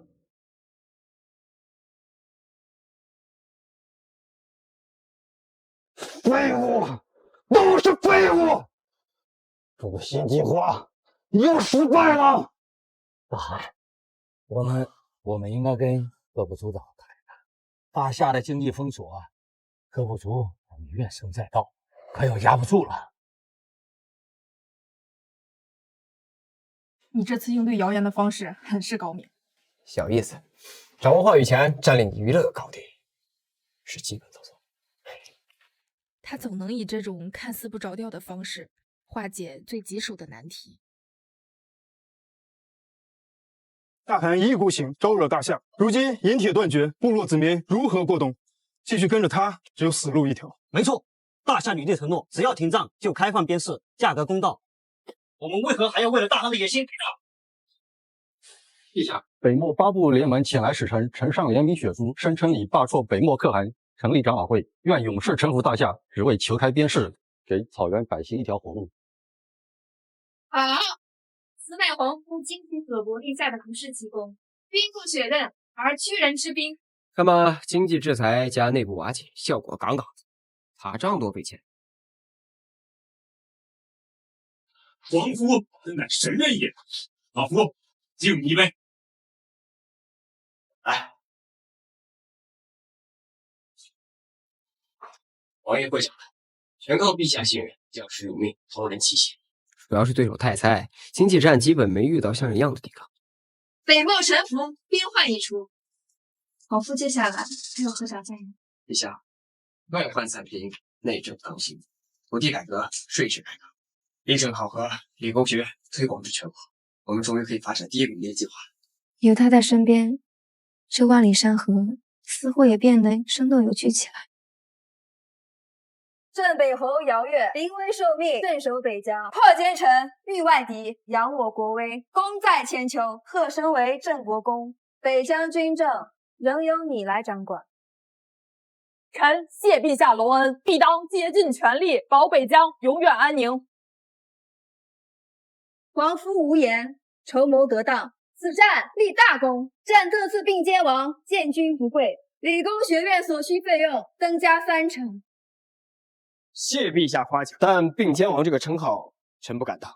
臣愿与陛下各为大臣，携手共进，共创大夏盛世。树大招风，这赏赐让我压力更大。不过佩剑上殿听起来挺酷的，虽然我可能连剑都会不动。各位，你们用知识和汗水证明了，知识足以改变国家命运。北漠将士的臣服是属于前线每一个战士的，也是属于你们每一个人的。我们要把格物致知的道理，让天下百姓全都受益。科技兴国，教育为本，老祖宗诚不欺谎，就是不知道啥时候能搓出互联网。北漠臣服，外患平息，现在朝局稳定，正是推行内政改革好的时候。之前皇甫所说的农具、水利、驿道，还有税改等事，现在可以全面铺开。北疆也需要休养生息，臣会辅助边境部落恢复生产，稳固藩属关系，用商贸和文化维系和平。王爷和国公说的都对，不过打天下难，治理国家更难。利益重新分配，难免会触动一些人。我担心朝中看似平静，暗地里秋波未平。土地清账在金币时点还行，但如果想要推向全国，可谓是阻力重重。皇甫的意思是地方豪强和士绅。无言现在权势滔天，理工学院那些奇巧淫技，竟然能和圣人经典平起平坐。长此以往，我们这些依靠祖业、熟读诗书的人，还有何立足之地？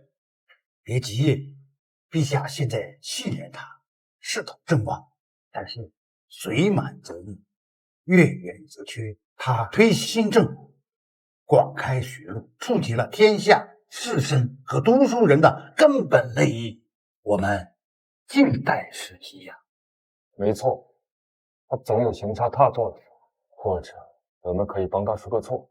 听说他要在全国推行个劳慎税，注入清政。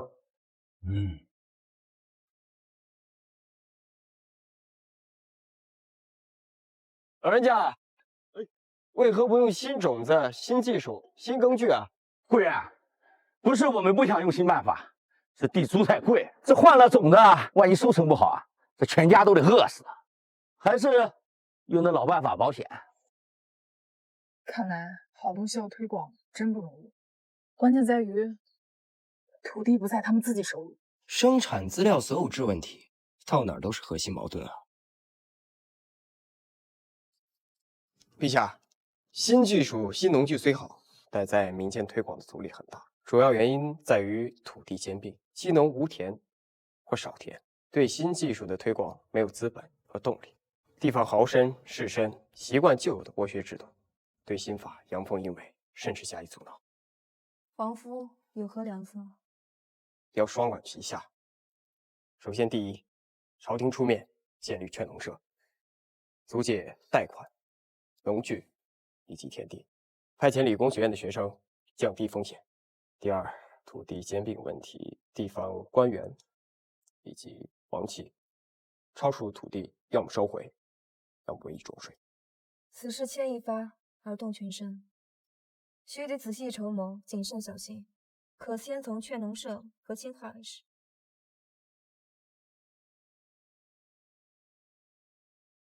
我们要找出皇宫土地赋税制度的问题，剖析历年数据，建立模型，找出其中问题和可以改进的地方，为后续女帝的决策提供依据。先搞调研，拿大数据说话，看那些既得利益者还怎么胡搅蛮缠。皇甫欲推行土地改革，这本该是件利国利民的好事，但江南那位屡屡上书支持新政的刘御史，他在他家乡自己吞并了100顷良田，如此说一套做一套，岂不是伪君子？新政恐怕也只是换一批人敛财罢了。所谓新政，不过是党同伐异、抬出异己的工具。对。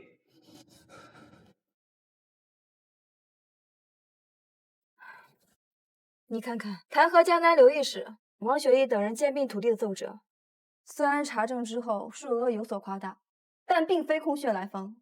现在朝廷上下对新政的质疑声音又开始了。陛下，此事背后人推动，其目的应该不只是扳倒这几个官员，是为了抹黑土地改革，让后续制度无法推进。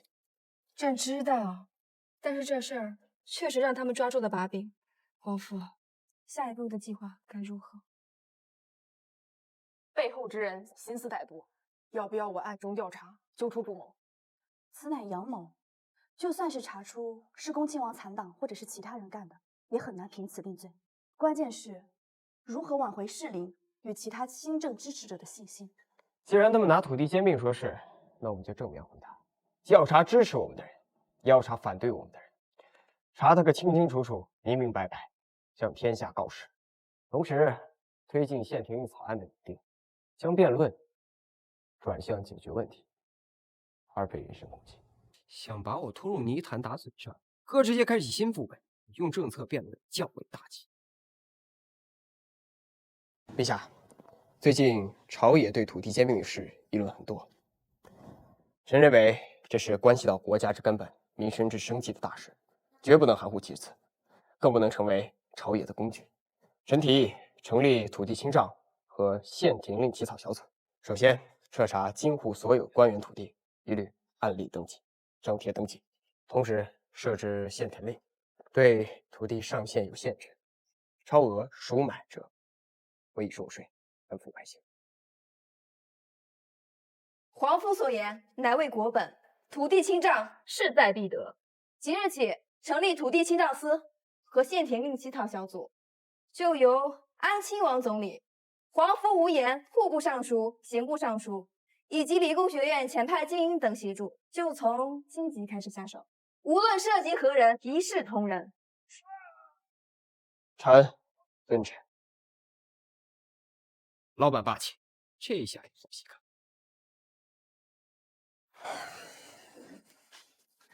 皇父，你可给老夫惹了个天大的麻烦，这差事得罪的人可海了去了。王爷，得罪那么一小撮人，换来民心，这买卖值啊！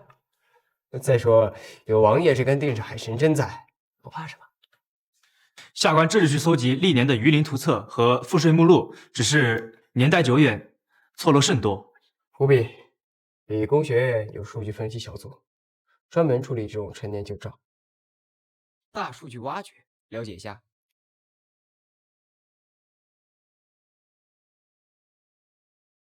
各位大人一路上辛苦了，庄主已备好酒菜，这边请。不必，烦请管事配合，拿出地契，待我等勘测。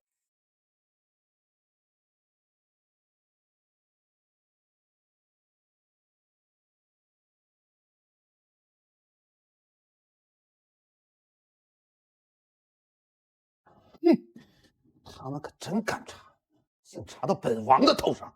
快去，给下面的人传话，给清账工作制造点麻烦。记住，要合法的麻烦，比如煽动几个不知情的庄户，就说清账是为了加税。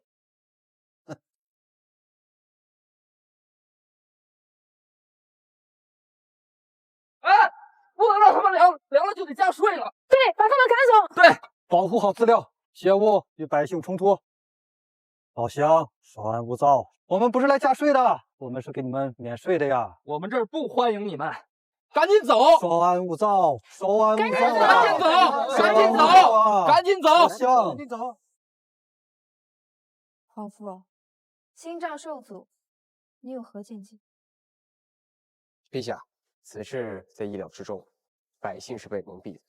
臣建议立即张贴安民告示，宣布经济地区凡清账的土地，明年税负减免1成。此外，多余的土地分给无田或少田的农民，价格优惠。用利益引导，用实惠安抚。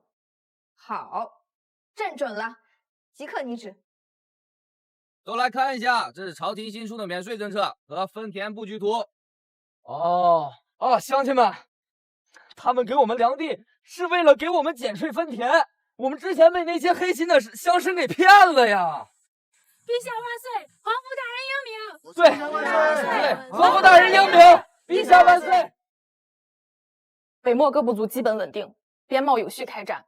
听闻京畿清账之事受阻，可需要我帮忙。暂时不用。你这郑国公杀气太大，对付几个地方豪绅实在大材小用。先让他们蹦跶几天，等经济试点成功，等实验报告出来，看朝堂上那些老古董怎么反对全国退化。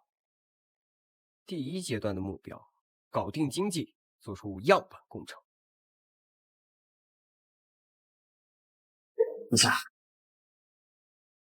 经济地区清账已达80%，数据显示，仅京畿地区的官员按不报税的增达2成，如此推算下去，数不清晰。若能将这些税收全部收回，就会减10万流血，免除百姓3年赋税。农夫辛苦了。改革不能只靠一腔热血和一道圣旨，我们要用智慧，让他们看到实实在在的利益。触动利益往往比触及灵魂更难。你们将来要去各地为官，务必谨记这件事。京城风波看似平静，但暗流仍在。恭亲王残党和利益受损的新贵不会就这么算了。我知道，咱们动作越多，报道就越快。北疆新定还需要你去做成，用贸易和文化维系和平。京城这边我能应付，你也保重。你也是。守住国门，我才能更好联系。有个能打又靠谱的盟友在外镇着，感觉底气都足了不少。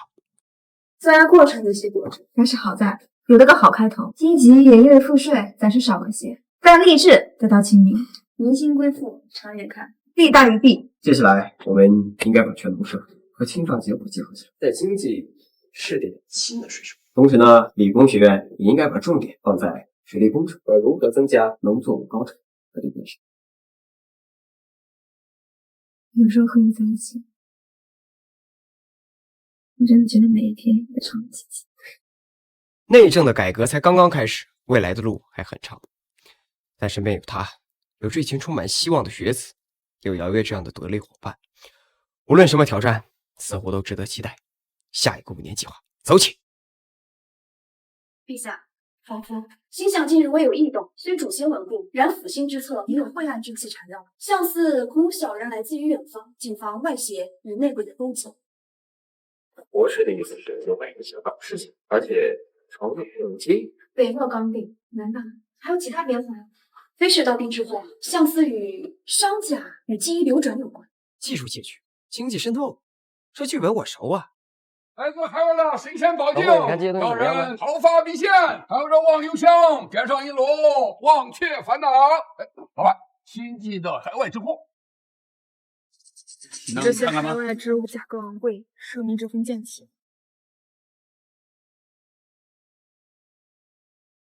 老朽微信好像是某种新型物品。哎，老板什么？安排着，老板。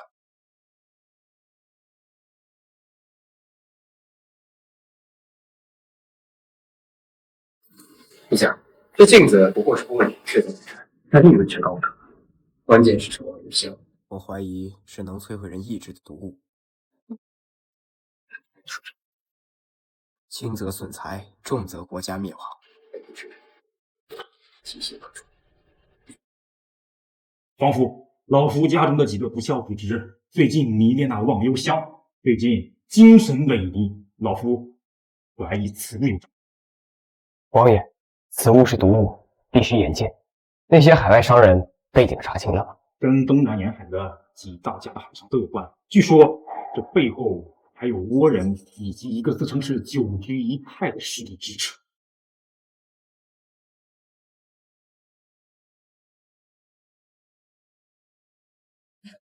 陛下，对抗此等外邪需要多管齐下。其一，设立海关总署，严禁稽查经济货物，尤其是奢侈品以及可优品可以收税，限制以后。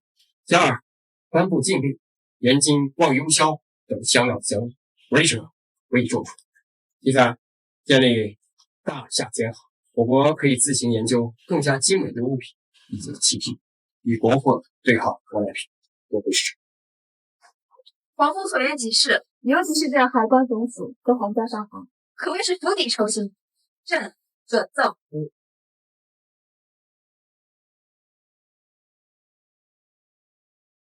这次我们的新任务是：一、研究我们自己的玻璃和镜，质量更好，价格更便宜。2、找出忘忧香的成分，研究出克制其毒性方法。是时候展现真正的技术了。搞不定鸦片，还搞不定毒药。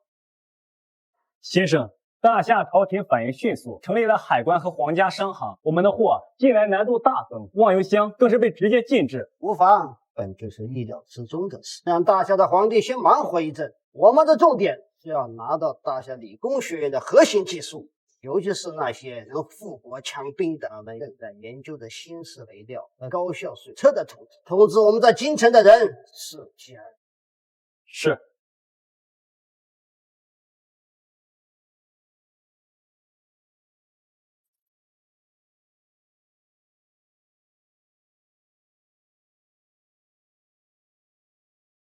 等你很久了，9局一派的朋友。此事够狠的，看来对方志在必得。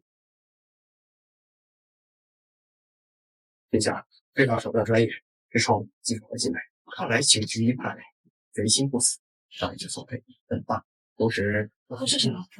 都是主动出击，他们不是想要技术，都是索赔很大，一份看似毫无缺陷，实际存在核心问题。华夫莫非是想将计就罪？没错。把我们那份修改过的配方，会导致土壤板结的配方从1级下调，并且资料做旧，让他们感觉既像是真的，又是那种特别幸运才得到的。跟我玩商业间谍，让你尝尝假情报的滋味。先生，终于得手了，立刻按照配方大量配置，在我方控制的庄园内率先使用。是。此乃便由我9局一派。无言呀无言，哪怕你奸猾似鬼，也要和老娘的洗脚水。先生，有了这配方，咱们的粮食产量必能大增。届时我们可以掌握更多的资源，进一步侵入大夏，甚至可以反制其经济命脉。无言小儿，不足为虑。陛下，那份大礼想必已经送到了9局先生手中，算算时间，他们应该也大规模使用了。此事当真能成？这要是被识破，先放心，此配方做极其逼真，核心缺陷隐藏极深，短期内发不现问题，甚至还有一点增产的迹象，但不超3个月，土壤板跌，土地质力衰退，到时候可就为时晚矣了。他们投入越多，损失的就越惨烈。跟我玩阴的，坑不死你，这叫知识降维打击。皇父殿下，我们成功了！不仅成功解析出了忘忧香的成液成分，还初步研究出了能够缓解戒断症状的清新散汤药配方，成本低廉，易于配置。好，发给太医署和大夏商行，大量配置，通过低价药房免费或低价发放给百姓，同时将忘忧香的危害和清新散的效用广而告之。是。一手经济打击，一手人道救援，克制操作够全面吧？先生，不好了！用了新肥料的地，庄稼一开始长势是好，可后来叶子发黄，根也烂了。现在大片的田园绝收，土壤硬得像石头。其他用了肥料的田园也……无言，你个算计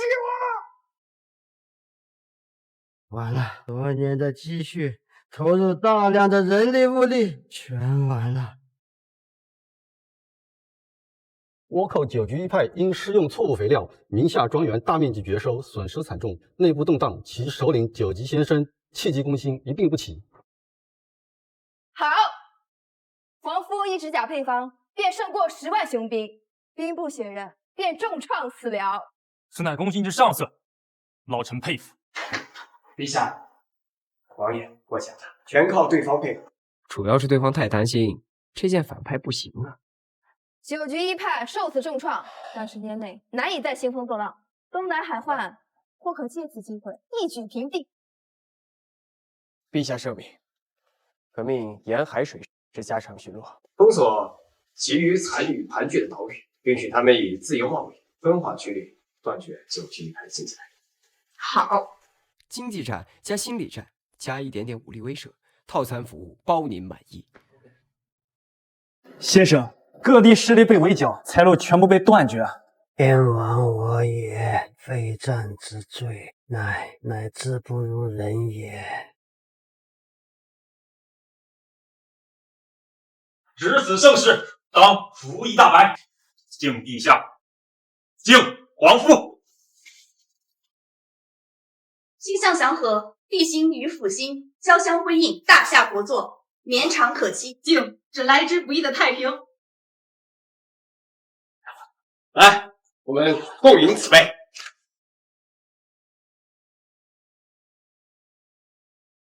这一大家子挺好。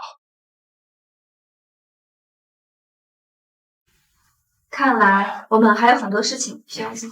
是啊，将之盛世，如您所愿，唯死情。理工学院已经在全国各州府创建分院，普惠天下。县田令也已经在经济修建完善，你准备要向全国推进吗？好，必须向全国推进。格物致知不再是空谈，要结合你们自身、税改、经济、技术等问题进行结合。